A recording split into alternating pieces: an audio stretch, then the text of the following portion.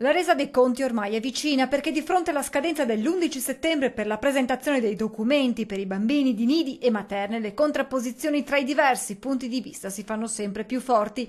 Le stime su quanti saranno i piccoli non vaccinati che per volontà dei genitori da martedì rimarranno a casa, seppur provvisorie, parlano chiaro. E almeno un migliaio di persone, di bambini, non andranno fra asilo, materna e nido. Attualmente. Numeri che, avvicinandosi al 31 marzo, altra scadenza fissata nella legge 119, potrebbero aumentare esponenzialmente. Noi pensiamo di molto, di moltissimo anzi, penso diverse migliaia. Mesi durante i quali i genitori si organizzeranno per la gestione dei propri figli. Hanno il tempo di organizzarsi per trovare il sistema di tenere i bambini a casa, per dei gruppi semplicissimi di famiglie organizzate per tenere a casa i loro bimbi.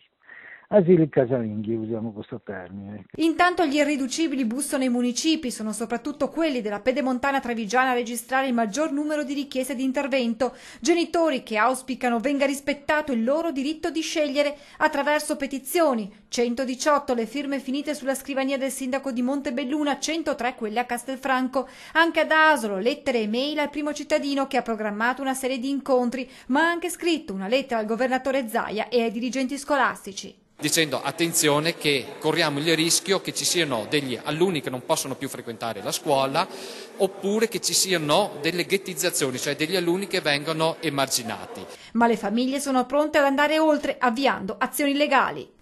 Ci stiamo già attivando per tutta una serie di tutele legali, tra cui sicuramente quando arriveranno le prime esclusioni andremo sicuramente ad alzare a cercare di arrivare alla Corte Costituzionale.